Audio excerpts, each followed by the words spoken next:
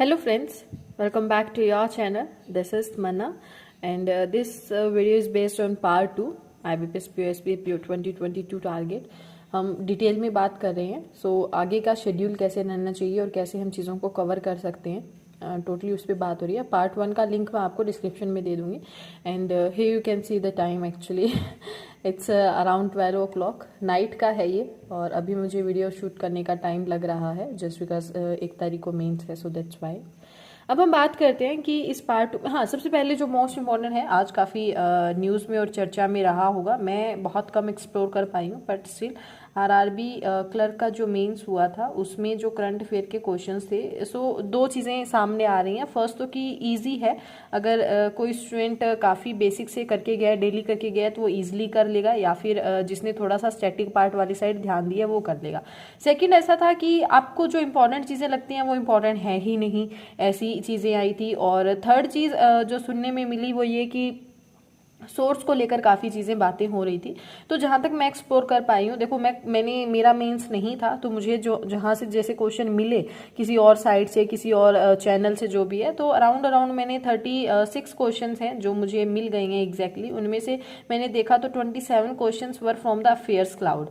ये है, देखो इसका मुझे बताने का कोई कुछ पैसा नहीं मिल रहा, कुछ भी नहीं मिल रहा है, बट ये थे, ऐसा था। ओके, सो इसका डिटेल अभी चल रहा है, डिटेल तक कल तक और परसों तक देखती हूँ मैं सारे क्वेश्चन की कहाँ कहाँ से कवर हुए हैं। आपको विद द स्क्रीनशॉट्स मैं आपके साथ शायद शेयर कर सकूँ वीडियो में।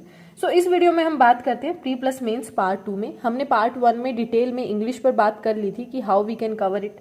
Now in this we will talk about math section. Okay, math section का एक अच्छा खासा वेटेज रहता है एंड आपका मैथ्स के बिना नहीं सरने वाला है, ठीक है, काम नहीं चलने वाला है। प्री की अगर मैं बात करूं देन 30 क्वेश्चन 30 मार्क्स का ही रहता है। इस बार क्या हुआ है ना कि आपको पता होगा एसबीआई पीओ में 80 डेज, वो 80 डेज बोल रही हूँ कि 5 क्वेश्चन रीजनिंग और मैथ्स के इंडिविजुअली कम कर दिए गए हैं, बट स्टिल मैथ्स के बिना सिलेक्शन पॉसिबल नहीं है।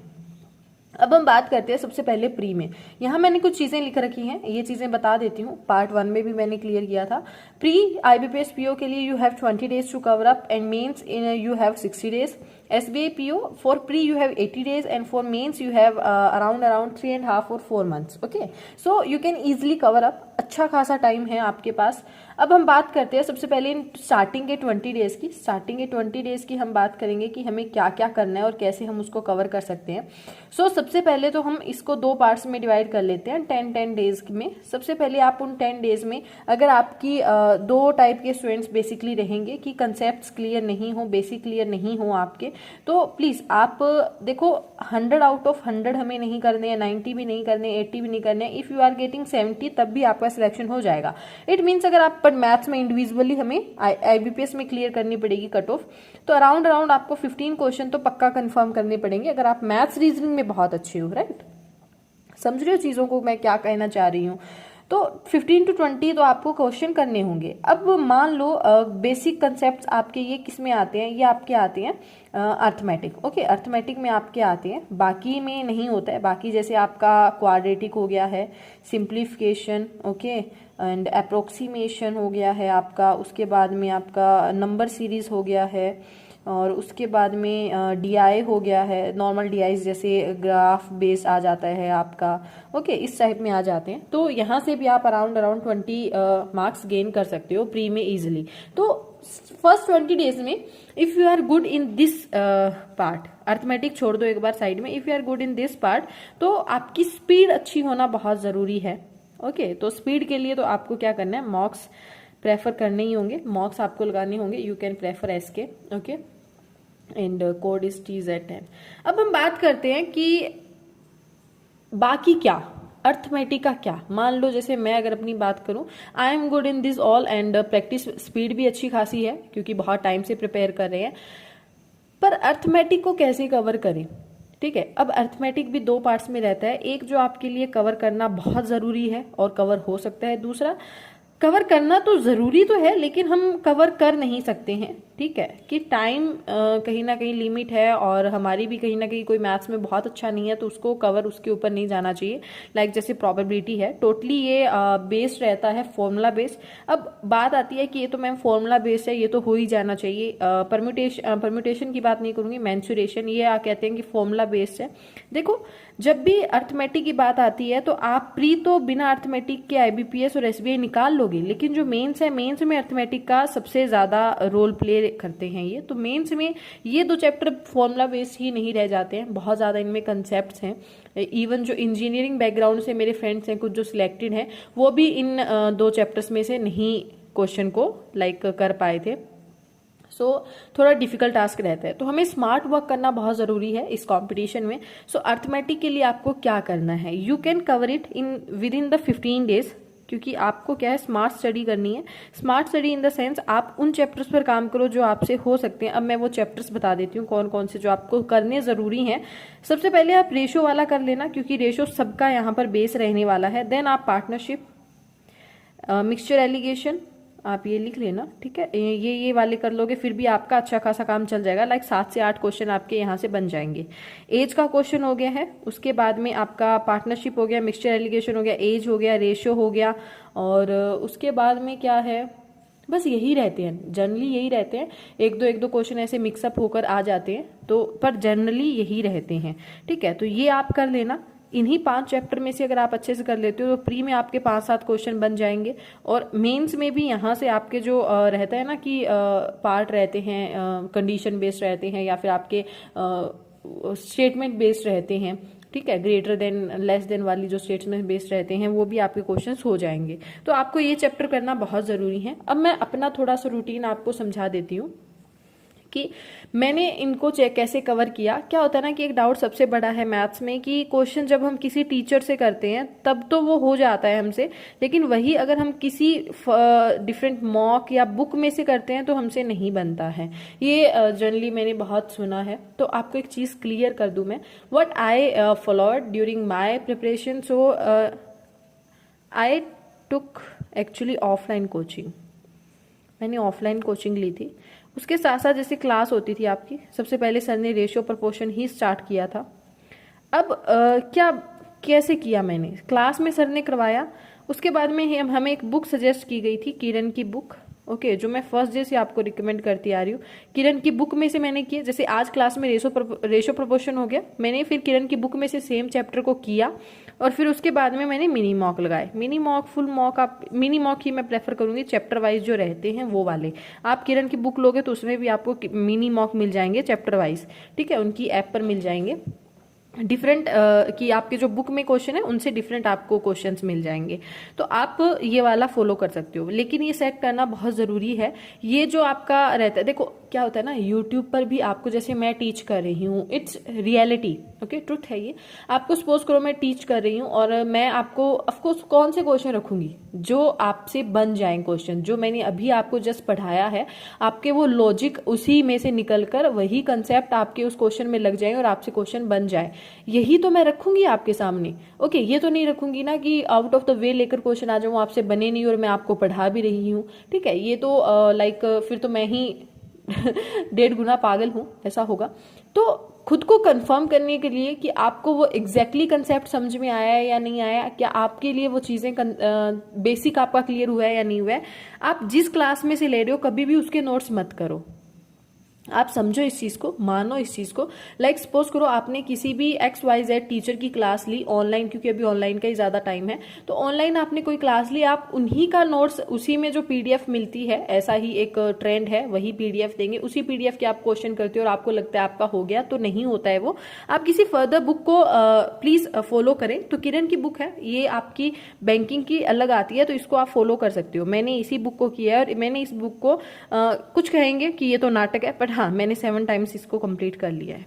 इवन आप अगर मदर्स इंस्टीट्यूट है जयपुर में, किसी भी स्टूडेंट से, वहां के किसी भी स्टूडेंट से पूछोगे तो सिलेक्शन से पहले वो 3-4 बार उस बुक को कर चुका है, इट्स ट्रू, ठीक है। सो आप इस बुक को फॉलो कर लेना। उसके बाद में हम बात करते हैं मेंस के रिगार्डिंग। तो मेंस में सबसे ज्यादा जो चीजें रहती हैं वो कंसेप्ट बेस्ड रहती हैं, आपके बेसिक क्लियर होना काफी जरूरी है, ओके। सो ये तो 20 दिन का टोटल काम था कि आप कैसे चीज़ों को कवर कर सकते हो। आपका यहाँ का प्री हो जाएगा। अब ये 80 डेज में से आपके 20 दिन तो गए, 60 दिन प्री के रह जाएंगे एसबीआई के लिए और 60 ही दिन रह जाएंगे मेंस के लिए। ये पास पास में ही होगा आपका। ओके, ये आपका आई थिंक है 27 नवंबर को और ये है आपका 15 दिसंबर को, कुछ ऐसा सा ही सिस्टम है जहां तक मुझे ध्यान है। तो देखो ये पास पास में ही होंगे आपके ऑलमोस्ट, अगर आप इस चीज़ को समझ रहे हो तो। ये वाला प्री तो आपका यहाँ से कवर हो ही हो रहा है। तो आप सिर्फ आपको क्या करना है, आपको रेगुलर बेसिस पर मॉक लगाते रहना है। अब बात करते हैं मेंस को कैसे प्रिपेयर करना है, क्योंकि ये वाला मेंस आपको कहीं ना कहीं इसी मेंस में आगे हेल्प करेगा। आगे कोई प्री तो होगा नहीं, इनके प्री होने के बाद में इसी में आपका एसबीआई क्लर्क भी इंक्लूड हो जाएगा। तो कंसेप्ट और बेसिक की जैसे मैंने बात की, तो सबसे पहले बात तो आपको उसके बेसिक कंप्लीट होना बहुत ज़रूरी है। लाइक सपोज करो आप प्री में अब तक शॉर्टकट से क्वेश्चंस करते आ रहे थे, तो आपको उसका जो हिस्ट्री में जो लाइक बेसिक जो कंसेप्ट यूज होता है ना, तो वो आपको ये बुक भी अल्टीमेटली हेल्प करेगी। इस बुक में वो जो पुराना मेथड है उससे सॉल्यूशन गिवन होगा। आपको एक बार खुद से वो सारे रिवाइज करने हैं। जैसे कोई भी क्वेश्चन आ गया है, सपोज करो XYZ पार्टनरशिप का कोई क्वेश्चन आ गया है, ठीक है, उसमें वो फॉर्मूला लगकर या जो भी है, कैसे मिक्सचर एलिगेशन या फिर रेशियो प्रपोर्शन का जो भी लगकर किस तरह से सिस्टम लग रहा है, कौन सा फॉर्मूला कैसे यूज हो रहा है, आपको बिना किसी शॉर्टकट से जो एक मेथड पुराने मेथड रहते हैं उससे करना बहुत जरूरी है। हर एक क्वेश्चन को उस अकॉर्डिंग सॉल्व करना। ओके, उसके बाद में आपने जैसे ये इजी वाले इसी तरह से आपने सॉल्व कर लिए। अब आते हैं थोड़ा सा डिफिकल्ट टास्क पे, जो डीआईज आते हैं आपके। डीआई इन द सेंस अब प्री वाले डीआई नहीं आएंगे, डीआई आपका दोनों का कॉम्बो होगा। फर्स्ट तो ये प्री तो होगा ही होगा, उसमें साथ में उसमें अर्थमेटिक भी इंक्लूड कर देंगे, वो ऐसा ही रहता है, अर्थमेटिक के क्वेश्चंस भी इंक्लूड कर देते हैं। तो ये ऐसे कॉम्बो बन जाता है मैथ्स में आपका मेंस में जाकर। तो क्वेश्चन बहुत कम अटेम्प्ट होंगे, अराउंड अगर आप 17 to 20 भी अटेम्प्ट कर लेते हो ना IBPS और SBI में, तो आप सिलेक्शन के बहुत पास हो, ऐसा जनरली माना जाता है। और इवन ऐसा ही होता भी आया है, जिन्होंने जो सिलेक्ट हुए हैं वो यही अटेम्प्ट करते हैं। ये क्वेश्चन अटेम्प्ट है, मार्क्स डिफरेंट रहते हैं। ओके, सो ऐसा रहता है। ओके, अब हम बात करते हैं कि इनमें से क्वेश्चंस कैसे कैसे हम कर सकते हैं, कौन से कर सकते हैं। डीआई एक तो आपका 3 से 4 डीआईज अगर आपकी रहती हैं तो एक डीआई के बनने के चांसेस होते हैं, बाकी 2-3 थोड़ी डिफिकल्ट आती है, हर बार कुछ नए टाइप की इन्वेंट करनी होती है। तो इसके लिए सबसे ज़्यादा ज़रूरी है बहुत सारी प्रैक्टिस होना, बहुत सारी। तो इसके लिए आप जैसे गाइडली है, गाइडली में आपको क्या है, आपको क्वेश्चन ढूंढने नहीं पड़ते हैं इधर उधर से, डेली का डे वाइज आपको मिलता है। 50 डेज के आपको टारगेट्स मिलते हैं, तो वहां से आप मेंस की पीडीएफ्स को फॉलो करो। 50 डेज हो गए तो यहाँ 80 डेज है, तो 2 बार भी अगर 50 डेज के भी अगर आपके पास सिस्टम पड़ा है, तो आप 100 डेज की अगर वो पीडीएफ्स करते हैं, तब भी आपका हर पीडीएफ में 5 डीआईज हैं, तो 500 डीआई के लगभग हो जाएगा। तो वहां से प्रैक्टिस डेली रेगुलर बेसिस पर अच्छी हो जाएगी। अब हम बात करते हैं कि अगर हमसे ये नहीं बनी तो क्वेश्चन तो आता ही है ना माइंड में मेंस के लिए कि सबसे पहला तो ये कि मैम अंदर से वो फील ही नहीं आ पाता है कि हम कर लेंगे, हमें मोटिवेशन ही नहीं मिल रहा है मेंस के लिए, या फिर वो होता है ना कि उसको क्या बोलते हैं, सॉरी मैं वर्ड कभी कभी माइंड से स्लिप हो जाता है, कि कॉन्फिडेंस नहीं आ रहा है हमें मेंस को लेकर। तो कॉन्फिडेंस तब आएगा जब आपको वो क्वेश्चंस बनने लगेंगे। प्री में भी सेम होता है, जब तक क्वेश्चंस नहीं बनते, डाउट होता है, क्वेश्चन जब बनने लग जाते हैं, प्री में मार्क्स आने लग जाते हैं मॉक्स में, तो अपने आप कॉन्फिडेंस आ जाता है। तो जब आप गाइडली में फॉलो करोगे तो उनके सॉल्यूशन देख लेना, 2021 वाले में तो पक्का मिल जाएंगे, ठीक है, 22 वाले में थोड़ा आते रहते हैं। बाकी जैसे यूट्यूब है, यूट्यूब पर मीनाक्षी मैम है, तो उनके लेक्चर्स हैं मेंस के, फ्री ऑफ द कॉस्ट हैं, आप एक बार वो लगाकर देखना। मीनाक्षी मैम गाइडली की हैं यूट्यूब पर, फ्री ऑफ द कॉस्ट उनके लेक्चर्स पढ़े हैं। आप कोई भी डीआई, एसबीआई, आरबीआई, आरआरबी, कोई भी है उनकी डीआईज हैं, उनकी क्लास लगाओ डेली, 2-2, 3-3 डीआईज वो हर क्लास में करवाती हैं। 10 बजे उनका लाइव भी रहता है रात को, तो वो वाले करोगे तो वहां से ये कॉन्फिडेंस वाला तो फंडा खत्म हो जाएगा, आपको अपने आप आने लग जाएगा। अब क्या वीडियो देखने से काम चल जाएगा, ये क्वेश्चन भी आएगा, ठीक है, हम वीडियो देखने लग जाएंगे। कुछ एक बच्चे मुझसे शायद कन्विंस भी हो गए होंगे, लेकिन सिर्फ वीडियो नहीं देखना है आपको। सपोज करो आपने एक वीडियो देखा, ओके, देख लिया, अब वीडियो देखते ही ना जो क्वेश्चन आपको मैम ने करवाया है वो क्वेश्चन हमें लगेगा हमें आता है, जबकि जनरली ऐसा नहीं होता है। तो करना क्या है, वो क्वेश्चन जो मैम ने करवाया है उसी सेम क्वेश्चन को आपको खुद से, इन्हीं हाथों से, हमारे हाथों से, उन हाथों को आपको उन हाथों से उस सेम क्वेश्चन को करना है। अड़चने तब आएंगी और आपको रियलाइज होगा आपको वो क्वेश्चन देखने के बाद भी नहीं आता है। ये सबसे बड़ी गलती करते हैं हम, ठीक है। पहले वाले मेथड्स जो जैसे रहता था ना कि लिखना बहुत ज़रूरी था, नोट्स बनाने बहुत ज़रूरी थे, खुद से करना बहुत ज़रूरी था, उनको हम कहीं ना कहीं भूलते जा रहे हैं, जबकि वो वही ज़रूरी है सबसे ज़्यादा। सो क्वेश्चन करो पहले, उसमें से मैम के कंसेप्ट देखो कैसे करना है कैसे नहीं करना है, उसके बाद में उनको खुद से बाय सेल्फ अपने हाथ से करो, तब मजा आता है। ठीक है। अब आपने कोई भी चैप्टर किया, जैसे किरण की बुक है उसमें मैंने कहा जो उन्होंने मेथड्स दिए हुए हैं, पुराने मेथड से जो सॉल्यूशन दिया हुआ है, सारे पहले वो निपटाओ।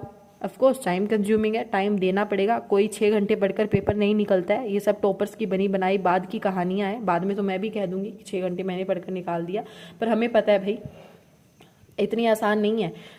यहाँ तक तो नहाते और खाते वक्त भी ये याद आ रहा होता है कि यार मैं क्या कर रही हूँ, जल्दी चल, तुझे डीआई सॉल्व करनी है, तुझे पजल सॉल्व करनी है, तूने अभी मेंस की पीडीएफ नहीं किया, तूने अभी करंट अफेयर्स नहीं पढ़ी है, माइंड में ये थॉट्स चल रहे होते हैं। ठीक है। तो कोई शांति वाला माहौल नहीं होता है, एक्सरसाइज योगा का टाइम नहीं होता है, खुद को टाइम नहीं दे पाते हैं, ये एक्चुअली एस्पिरेंट की लाइफ है। तो ये तो भूल जाओ, हम तो 6 घंटे में कर लेंगे। और ये जो बोलते हैं कि 12 से 14 घंटे करना, 16 घंटे पढ़ना क्या जरूरी है, आईएएस वाईएएस बन जाओ। बैंकिंग को आईएएस से कम समझा है क्या किसी ने? आईएएस कोई जो बन रहा है उससे बैंक का पेपर दिलवाकर उसे पीओ बनाकर दिखा दो, नहीं कर पाएगा वो भी। मैं चैलेंज करती हूँ इस चीज को कि अगर कोई आईएएस बन रहा है और उसको हम बैंक पीओ का एग्जाम उससे दिलवाएं, देखते हैं वो पीओ बन पाता है या नहीं बन पाता है फर्स्ट अटेम्प्ट में, और बिना ये पढ़े। वो तो आईएएस है भाई, वो तो कर ही लेगा। हर एक क्राइटेरिया अलग है, हर एक की रिक्वायरमेंट्स अलग हैं, लिमिट्स अलग हैं। इस चीज़ को पता नहीं कब लोग मिक्सअप करना छोड़ेंगे, बट स्टिल ओके, मुझे क्या लेना देना।